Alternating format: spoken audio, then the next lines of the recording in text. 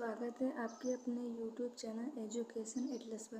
Friends, आज के इस वीडियो में हम लोग देखेंगे एडुटेरिया का जो एक करंट कॉन्सेप्ट है उसको देखेंगे। यह 70 बीपीएससी प्रीलिम्स के लिए बहुत ही महत्वपूर्ण होने वाला है। इसमें 1 से लेकर 15 सितंबर 2024 तक के महत्वपूर्ण करंट अफेयर्स है। कॉन्सेप्ट में देखते हैं डिजिटल कृषि मिशन।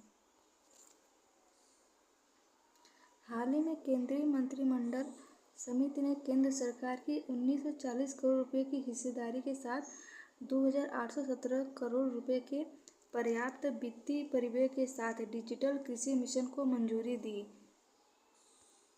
यह योजना 2 मूलभूत स्तंभों पर बनी है। पहला कृषि स्टैक, जिसको एग्री स्टैक भी कहते हैं।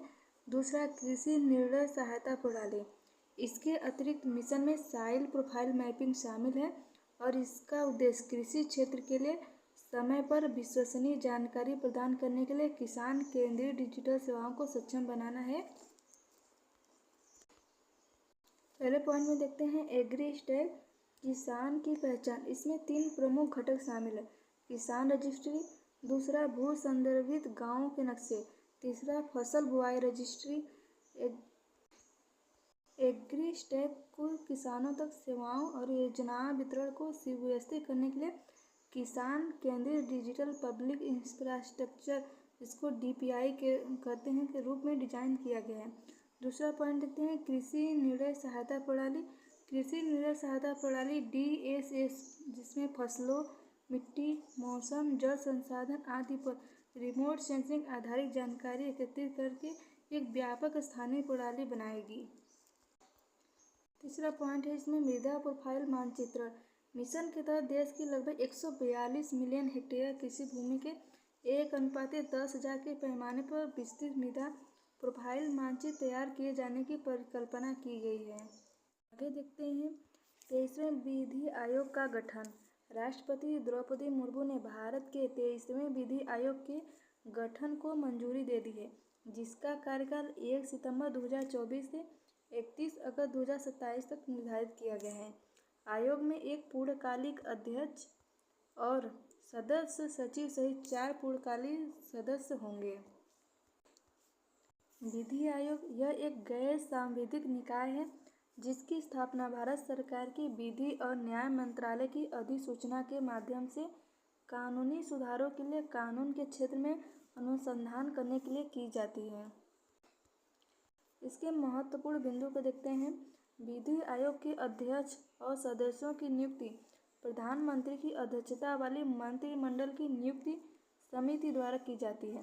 विधि आयोग का गठन पहली बार 1834 में गवर्नर जनरल चार्टर एक्ट 1833 सशक्त द्वारा लॉर्ड मैकाले की अध्यक्षता में किया गया था। स्वतंत्रता के बाद पहला विधि आयोग 1955 में भारत के राष्ट्रपति द्वारा स्थापित किया गया था, जिसके अध्यक्ष MC सीतलवाड़ थे। मार्च 2024 में विधि आयोग के तत्कालीन अध्यक्ष न्यायमूर्ति ऋतुराज अवस्थी ने 17 महीने के कार्यकाल के बाद इस्तीफा दे दिया। इन्होंने भारत के लोकपाल के न्यायिक सदस्य के रूप में शपथ ली। नेक्स्ट देखते हैं अपराजिता महिला एवं बाल विधेयक 2024। देखते हैं इसके तथ्यों को। पश्चिम बंगाल विधानसभा ने सर्वसम्मति से अपराजिता महिला एवं बाल विधेयक पश्चिम बंगाल आपराधिक कानून एवं संशोधन 2024 पारित कर दिया है। यह विधेयक 9 अगस्त को RG कर मेडिकल सेंटर एवं अस्पताल में एक प्रशिक्षु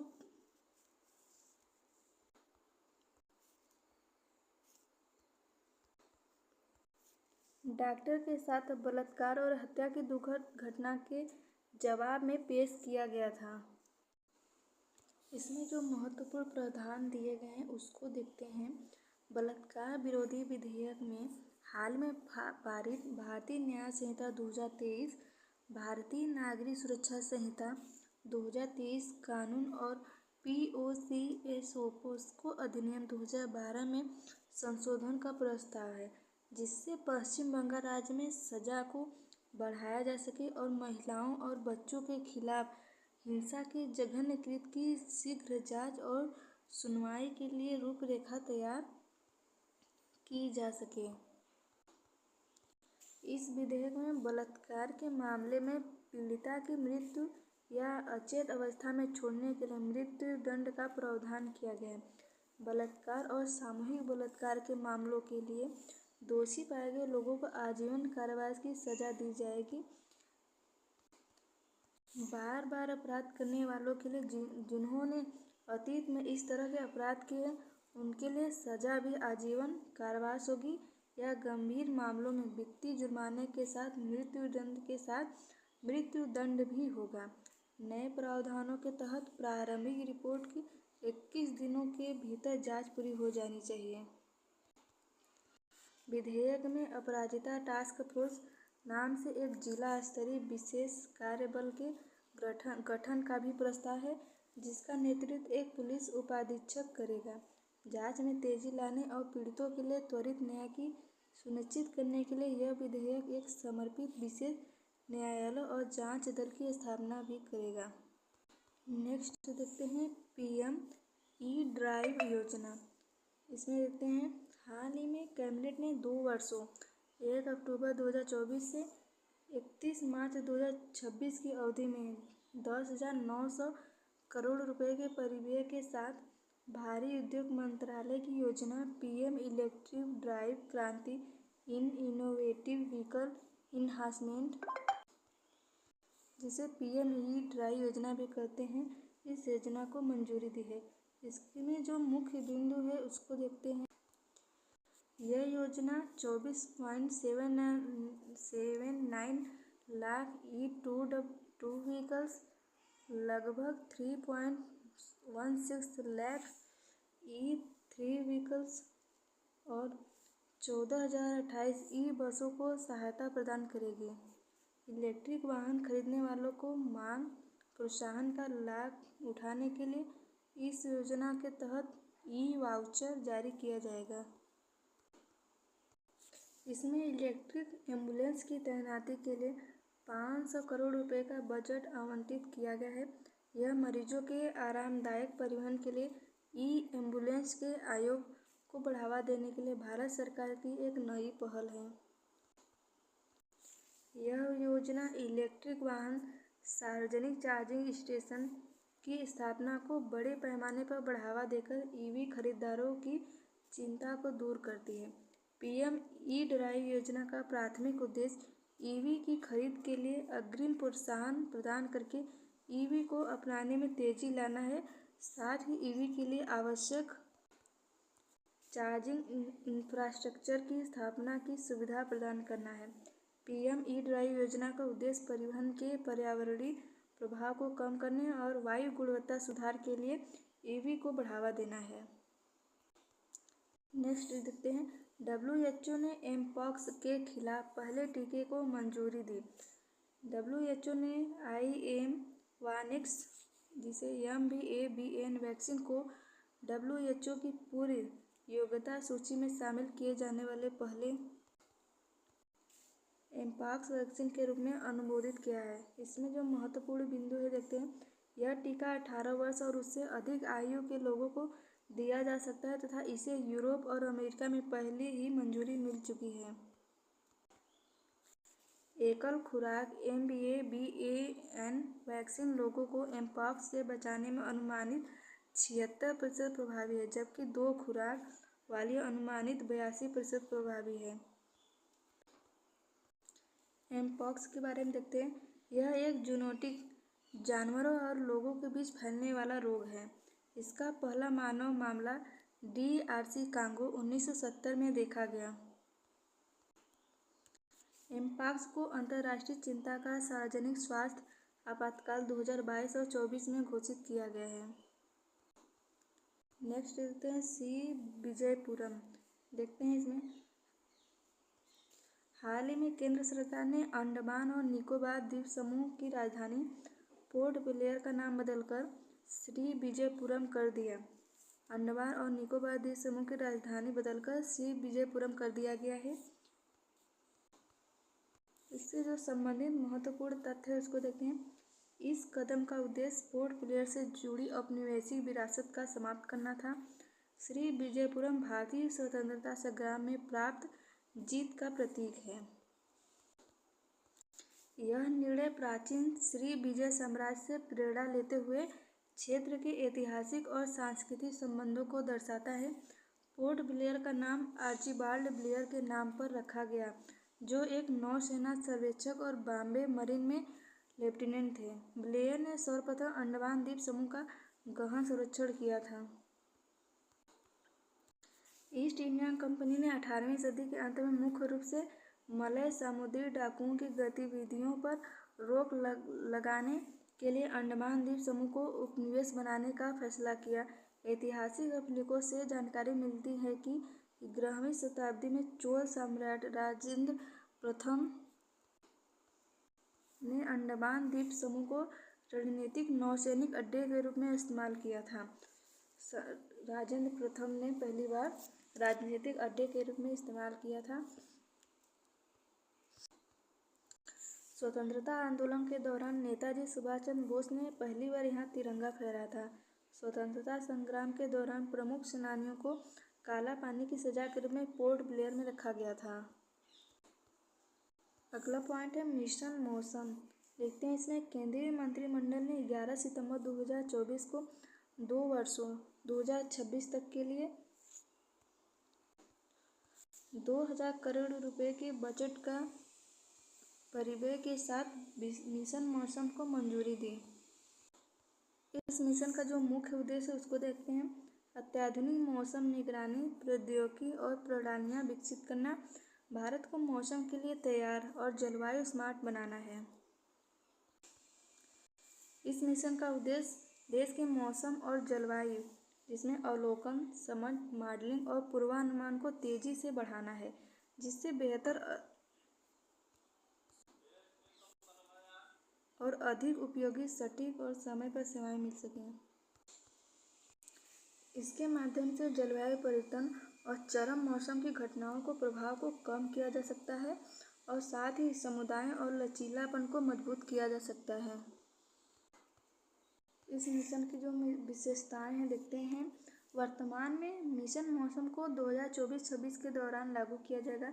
मिशन का लक्ष्य 50 डॉपलर मौसम radar, 60 radio wind station, 100 डिस्ट्रोमीटर, 10 wind profiler, 25 radiometer, एक शहरी परीक्षण केंद्र, एक प्रक्रिया परीक्षण केंद्र, एक महासागर अनुसंधान स्टेशन और ऊपरी वायु अवलोकन के साथ 10 समुद्री स्वचालित मौसम स्टेशन स्थापित करना है। पृथ्वी विज्ञान मंत्रालय के 3 संस्थान IMD, NCM,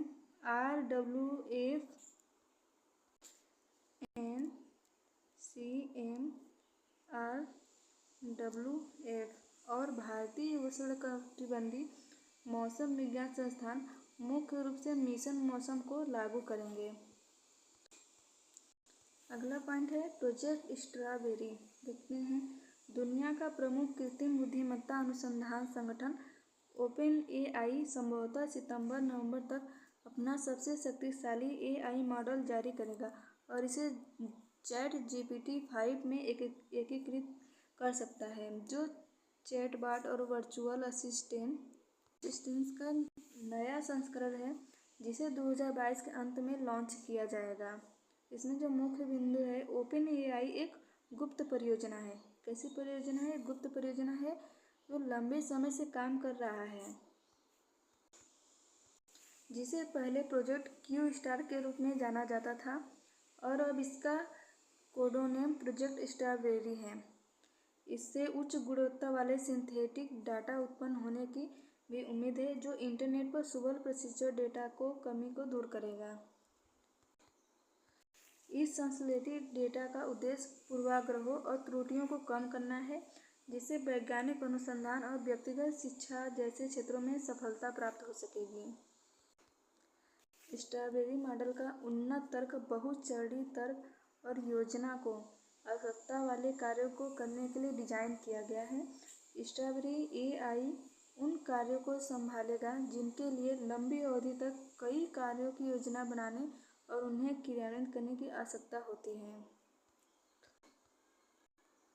अगला देखते हैं त्रिपुरा में शांति समझौता। इसमें देखते हैं हाल ही में केंद्र सरकार ने त्रिपुरा राज्य सरकार के साथ मिलकर national liberation front of Tripura NLFT जिसका पूरा नाम है national liberation front of Tripura और ऑल त्रिपुरा टाइगर फोर्स जिसे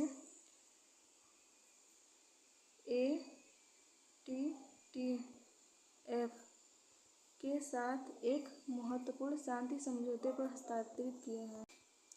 इस समझौते का मुख्य प्रावधान है NLFT और ATTF ने हिंसा का रास्ता छोड़ने, अपने सभी हथियार और गोला बारूद त्यागने तथा अपने सशस्त्र संगठनों को भंग करने पर सहमति व्यक्त की। इस समझौते के कारण लगभग 10,000 लोग हथियार छोड़कर मुख्यधारा में शामिल होंगे।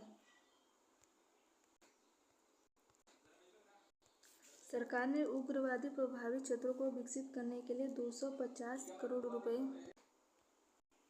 जहां दोनों उग्रवादी समूह सक्रिय थे। NLFT और ATTF ने राज्य में 35 साल से चल रहे संघर्ष को समाप्त कर त्रिपुरा के विकास के प्रति अपनी प्रतिबद्धता की पुष्टि की। अगला पॉइंट देखते हैं, तुर्की का ब्रिक्स में शामिल होने का प्रयास। हाल ही में रूस द्वारा समर्थन दिए जाने के बाद तुर्की ने आधिकारिक तौर पर समूह में शामिल होने के लिए आवेदन किया है।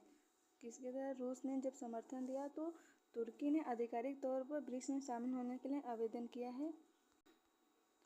ब्रिक्स में शामिल होना तुर्की की विदेश नीति में बदलाव का संकेत हो सकता है, जो संभवतः देश को यूरोपीय संघ EU में शामिल होने की अपनी दीर्घकालिक महत्वाकांक्षा से दूर कर देगा।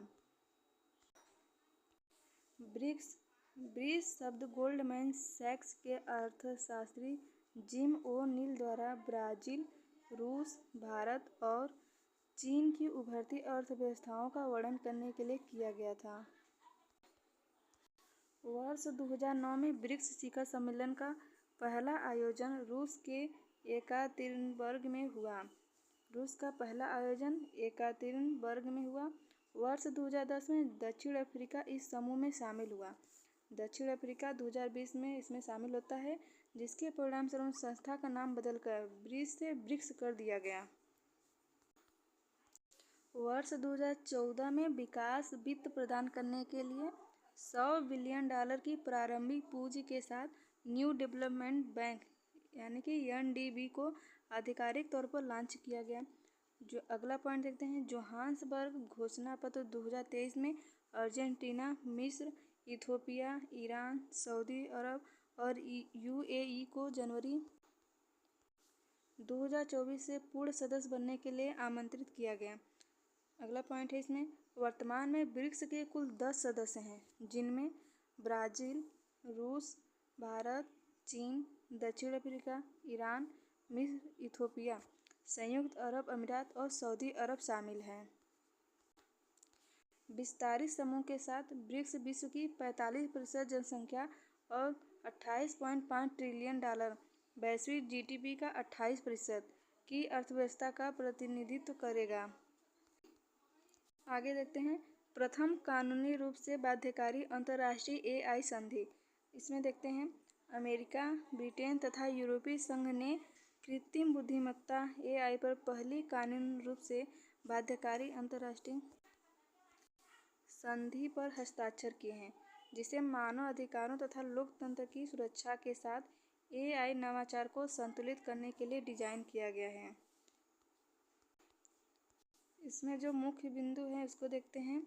यह AI सम्मेलन 57 देशों के बीच वर्षों की बातचीत का परिणाम है, जिसमें अमेरिका, ब्रिटेन और यूरोपीय संघ जैसे प्रमुख AI डेवलपर्स के साथ साथ जापान, कनाडा, इजराइल, ऑस्ट्रेलिया और कई अन्य प्रतिभागी भी शामिल हैं। यह संधि ऐसे समय में हुई है जब कृत्रिम बुद्धि AI का उपयोग विभिन्न क्षेत्रों में तेजी से बढ़ रहा है, जिससे गोपनीयता, भेदभाव और AI प्रणालियों के संभावित दुरुपयोग के बारे में चिंताएं बढ़ा रही हैं। अगला पॉइंट देखते हैं, यूरोपीय संघ AI अधिनियम। यूरोपीय संघ के आंतरिक बाजार में AI प्रणालियों के विकास, परियोजना और उपयोग को नियंत्रित करने के लिए व्यापक नियम स्थापित करता है। अगला पॉइंट है, यह संधि सभी पक्षों पर सार्वजनिक और निजी हितधारकों द्वारा एआई के भीतर विभिन्न गतिविधियों से उत्पन्न जोखिमों को संबोधित करने का दायित्व डालती है। अगला पॉइंट है, हस्ताक्षरकर्ता देश एआई प्रणालियों के किसी भी हानिकारक और भेदभावपूर्ण परिणामों के लिए जवाबदेह होगी। एआई का फुल फॉर्म होता है आर्टिफिशियल इंटेलिजेंस। अगला देखते हैं, आईआईटी दिल्ली का पहला अंतर्राष्ट्रीय परिसर यूएई के राजधानी अबू धाबी में खुला गया। इसमें देखते हैं, संयुक्त अरब अमीरात की राजधानी अबू धाबी में आईआईटी दिल्ली का पहला अंतर्राष्ट्रीय परिसर खुला। अबू धाबी के क्राउन प्रिंस ने आईआईटी दिल्ली अबू धाबी के उद्घाटन में भाग लिया। इसमें जो महत्वपूर्ण बिंदु है उसको देखते हैं, 52 छात्रों के इस पहले बैच का चयन जेईई एडवांस परीक्षा और अंतर्राष्ट्रीय उम्मीदवारों के लिए हाल ही में शुरू की गई संयुक्त प्रवेश परीक्षा सीईटी के माध्यम से किया गया था। स्नातक बैच विविधतापूर्ण है, जिसमें भारतीय, अमीराती और वैश्विक छात्र शामिल हैं। इस समन्वित प्रयासों से संयुक्त अनुसंधान, विद्वतापूर्ण परियोजनाओं और छात्र और कर्मचारियों के आदान प्रदान को बढ़ावा मिलेगा। इसमें अगला पॉइंट है, फरवरी 2022 में पीएम नरेंद्र मोदी और यूएई के राष्ट्रपति शेख मोहम्मद बिन जायद अल नाहयान द्वारा लॉन्च किया गया विजन डॉक्यूमेंट्स भारत और यूएई के बीच संबंधों को नए सहयोगी क्षेत्रों में विस्तारित करने के लिए एक रोड मैप की रूपरेखा भी तैयार करता है। अगला देखते हैं, भारत का पहला टील कार्बन अध्ययन। इसमें देखते हैं, राजस्थान के भीतरपुर जिले में केवलादेव राष्ट्रीय उद्यान में किए गए टील कार्बन पर भारत के पहले अध्ययन में जलवायु अनुकूलन और लचीलेपन की चुनौतियों से निपटने के लिए आर्द्रभूमि संरक्षण के महत्व पर प्रकाश डाला गया। टील कार्बन गैर ज्वारीय मीठे पानी की आर्द्रभूमि में संग्रहित कार्बन को संदर्भित करता है, जिसमें वनस्पति माइक्रोबियल बायोमास घुले हुए हैं और कणिकीय कार्बनिक पदार्थ में संग्रहित कार्बन शामिल है। अगला पॉइंट है, हालांकि यह आर्द्रभूमि ग्रीन हाउस गैसों को नियंत्रित करने में महत्वपूर्ण भूमिका निभाती है, लेकिन वे प्रदूषण, भूमि उपयोग में परिवर्तन, जल निकासी और भूदृश्य संसाधनों के संरक्षण के प्रति संवेदनशील है। टील कार्बन एक रंग आधारित शब्दावली है जो कार्बनिक कार्बन के वर्गीकरण का उसके भौतिक गुणों के बजाय उसके कार्यों और स्थानों के आधार पर दर्शाती है। अगला पॉइंट है, इसमें टील कार्बन के प्रमुख स्रोत पीटलैंड, मीठे पानी के दलदल और प्राकृतिक मीठे पानी के दलदल। टील कार्बन की अवधारणा का अंतर्देशीय ताजा आर्द्रभूमि में कार्बनिक कार्बन से संबंधित पर्यावरण विज्ञान में एक हालिया जोड़ है। इसमें जो महत्व है इसका उसको देखते हैं। यह भूजल स्तर में वृद्धि, बाढ़ शमन और ताप द्वीप में कमी लाने में योगदान देता है तथा टिकाऊ शहरी अनुकूलन को समर्थन प्रदान करता है। आगे देखते हैं, चक्रवात असना के बारे में देखते हैं। चक्रवात असना एक असाधारण मौसमी घटना है जो अपनी असामान्य उत्पत्ति और विकास के कारण चर्चा में रहा है।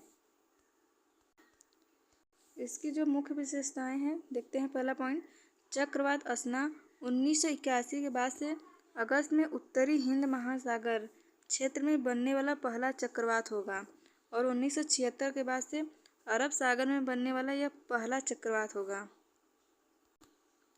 अगला पॉइंट देखते हैं, चक्रवात असना भौगोलिक दृष्टि से एक दुर्लभ घटना है क्योंकि इसकी उत्पत्ति गुजरात की भूमि पर हुई है जो सामान्य समुद्री सतह से बहुत दूर है। अगला पॉइंट है, इस चक्रवात का नाम असना पाकिस्तान के द्वारा रखा गया है। इसका अर्थ है जिसकी सराहना या प्रशंसा की जानी चाहिए। इस चक्रवात का जो नामकरण है पाकिस्तान के द्वारा किया गया है। नामांकन, इसमें देखते हैं। पहला पॉइंट है, इन नामों का रखरखाव और अद्यतन विश्व मौसम विज्ञान की एक अंतर्राष्ट्रीय समिति द्वारा किया जाता है।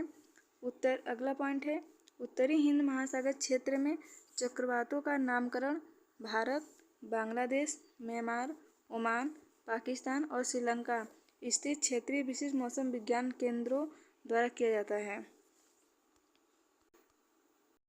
आगे देखते हैं इसमें सुप्रीम कोर्ट का नया झंडा और लोगो। इसमें देखते हैं भारत के राष्ट्रपति द्रौपदी मुर्मू ने भारत के सर्वोच्च न्यायालय के 75वें वर्ष के उपलक्ष्य में इसके नए ध्वज और प्रतीक चिन्ह का अनावरण किया है। इसकी जो मुख्य विशेषताएं देखते हैं, पहला पॉइंट है न्याय और लोकतंत्र के प्रतीक इस नए ध्वज और प्रतीक चिन्ह की संकल्पना राष्ट्रीय फैशन प्रौद्योगिकी संस्थान नई दिल्ली द्वारा की गई है। अगला पॉइंट है इस ध्वज में अशोक चक्र सर्वोच्च न्यायालय की भव्य इमारत और संविधान की पुस्तक पर अंकित है। अगला पॉइंट है नया झंडा नीला है और इसमें अशोक चक्र, सुप्रीम कोर्ट की इमारत और भारत का संविधान प्रमुखता से अंकित है।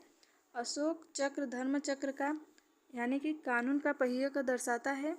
यह प्रतीक 3री शताब्दी ईसा पूर्व में मौर्य सम्राट अशोक द्वारा निर्मित सारनाथ सिंह स्तंभ से प्रेरित है। प्रतीक चिन्ह में देवनागरी लिपि में यतो धर्मस्तति जय वाक्यांश अंकित है, जिसका अनुवाद जहाँ धर्म है वहाँ विजय है। यह वाक्यांश न्याय और धार्मिकता के सार को दर्शाता है, जिसे सर्वोच्च न्यायालय बनाए रखने का प्रयास करता है। आगे देखते हैं जनगणना में देरी। सांख्यिकी एवं कार्यक्रम कार्यान्वयन मंत्रालय द्वारा सभी सांख्यिकी संरक्षणों की निगरानी के लिए गठित समिति की सरकार ने जनगणना में देरी को लेकर कुछ सदस्यों द्वारा जताई गई स्पष्ट चिंताओं के बीच भंग कर दिया है। इसके जो महत्वपूर्ण बिंदु हैं देखते हैं। इसमें पहला पॉइंट है जुलाई 2023 में गठित SCOS की स्थापना सर्वेक्षण पद्धति पर सरकार को सलाह देने के लिए की गई थी, जिसमें नमूना फ्रेम सर्वेक्षण डिजाइन और सारणीकरण योजनाओं को अंतिम रूप देना शामिल है।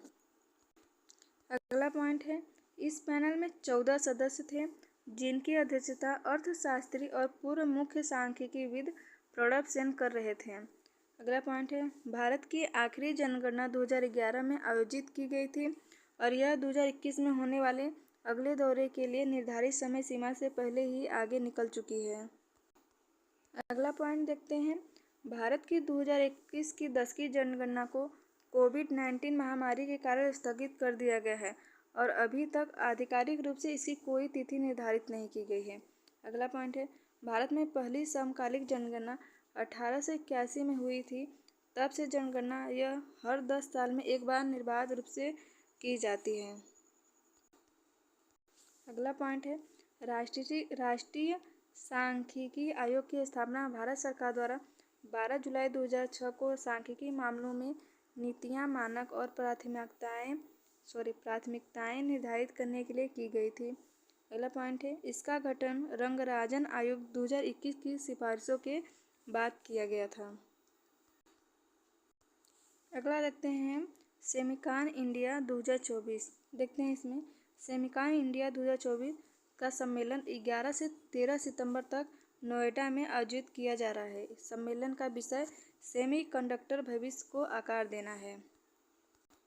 इसमें जो मुख्य बिंदु देखते हैं, पहला पॉइंट है सेमिकान इंडिया 2024 एक 3 दिवसीय सम्मेलन है जो भारत की सेमीकंडक्टर नीति और रणनीति पर प्रकाश डालेगा, जिसका उद्देश्य भारत को विश्वव्यापी सेमीकंडक्टर केंद्र के रूप में स्थापित करना है। अगला पॉइंट है इसमें 24 देशों की 250 से अधिक कंपनियों ने भाग लिया। अगला पॉइंट है भारत का लक्ष्य है कि 100% इलेक्ट्रॉनिक विनिर्माण भारत में होना चाहिए।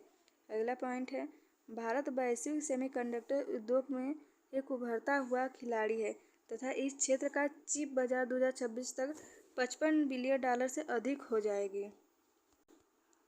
अगला पॉइंट है इसमें भारत के इलेक्ट्रॉनिक क्षेत्र का मूल्य $150 बिलियन से अधिक हो गया है। आगे देखते हैं रेलटेल, सतलज जल विद्युत निगम, NHPC और सौर ऊर्जा निगम को नवरत्न का ताज। देखते हैं इसमें हाल ही में वित्त मंत्रालय के सार्वजनिक उद्यम विभाग ने घोषणा की कि RailTel corporation of India, Satluj Jal Vidyut Nigam, national hydroelectric power corporation और solar energy corporation of India limited को नवरत्न का दर्जा दिया गया है। इसमें जो मुख्य बिंदु हैं देखते हैं। इसके साथ ही भारत में नवरत्न संस्थाओं की कुल संख्या 25 हो गई है। अगला पॉइंट है, नवरत्न का दर्जा सरकारी स्वामित्व वाली कंपनियों को दिया जाता है जो पहले अपने वित्तीय और बाजार प्रदर्शन के आधार पर मिनी रत्न श्रेणी फर्स्ट के अंतर्गत आती थी। नवरत्न का दर्जा सार्वजनिक क्षेत्र के उद्यमों को अधिक स्वायत्तता प्रदान करता है, जिससे उन्हें एक वर्ष में अपनी निवल संपत्ति का 30% तक निवेश करने की अनुमति मिलती है, जिसकी अधिकतम सीमा ₹1000 करोड़ है तथा वे बिना सरकारी परियोजनाओं में कर सकते हैं। अगला पॉइंट है, central public sector enterprises CPSES ऐसी कंपनियां हैं जिनमें केंद्र सरकार या अन्य CPSES की प्रत्यक्ष हिस्सेदारी 51% या उससे अधिक है। CPSES का वर्गीकरण 3 श्रेणी में किया गया है। पहला महारत्न, दूसरा नवरत्न, तीसरा मिनी रत्न। CPSES के लिए महारत्न योजना मई 2010 में शुरू की गई थी ताकि मेगा CPSES को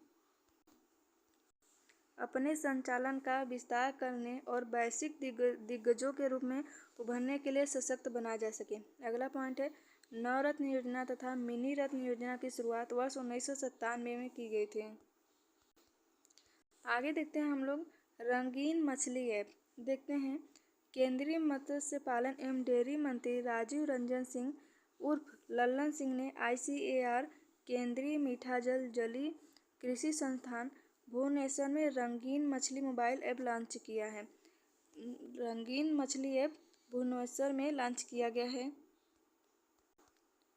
रंगीन मछली ऐप की जो मुख्य विशेषताएं हैं इसको देखते हैं। पहला पॉइंट है, रंगीन मछली ऐप 8 भारतीय भाषाओं में लोकप्रिय सजावटी मछली प्रजातियों के बारे में बहुभाषी जानकारी प्रदान करता है, जिससे यह शौकीनों और किसानों सहित व्यापक दर्शकों के लिए सुलभ हो जाता है। अगला पॉइंट है, इसमें एक एक्वेरियम शॉप्स खोज टूल है जो उपयोगकर्ताओं को एक गतिशील निर्देशिका के माध्यम से आसपास की एक्वेरियम दुकानों का पता लगाने में सक्षम बनाता है। अगला पॉइंट है, प्रधानमंत्री मत्स्य संपदा योजना PMMSYE के सहयोग से ICAR CIEFA द्वारा विकसित इस ऐप को सजावटी मत्स्य पालन क्षेत्र की बढ़ती जरूरतों को पूरा करने के लिए डिजाइन किया गया है। आगे देखते हैं हम लोग ई-विवाद समाधान योजना। केंद्रीय प्रत्यक्ष कर बोर्ड CBDT ने मुकदमेबाजी को कम करने के उद्देश्य से ई-विवाद समाधान योजना 2022 को अधिसूचित किया था। इसमें जो मुख्य बिंदु है इसको देखते हैं। पहला पॉइंट है, अधिनियम की धारा 245 MA में विवाद समाधान समितियों के गठन का भी प्रावधान है। अगला पॉइंट है, इस योजना का उद्देश्य मुकदमेबाजी को कम करना तथा करदाताओं के लिए तीव्र एवं अधिक लागत प्रभावी समाधान उपलब्ध कराना है। इसमें वे सभी मामले शामिल हैं जहां विवादित राशि 10 लाख रुपए से अधिक नहीं है और संबंधित वर्ष के लिए करदाता की आय 50 लाख रुपए से कम है। अगला पॉइंट है, आवेदन पत्र आयकर विभाग के पोर्टल के माध्यम से फॉर्म संख्या 34 BC का उपयोग करके ऑनलाइन जमा किया जाना है। अगला पॉइंट है, ये योजना इलेक्ट्रॉनिक आधारित है अतः आवेदनों और किए गए समाधानों को सुलझाना आसान हो गया है। दोस्तों, आज के वीडियो में ही बस इतना ही। इसके आगे जो महत्वपूर्ण तथ्य हैं उसको अगली वीडियो में देखेंगे। तब तक आप लोग अच्छे से पढ़िएगा, रिवाइज करिएगा। जय हिंद।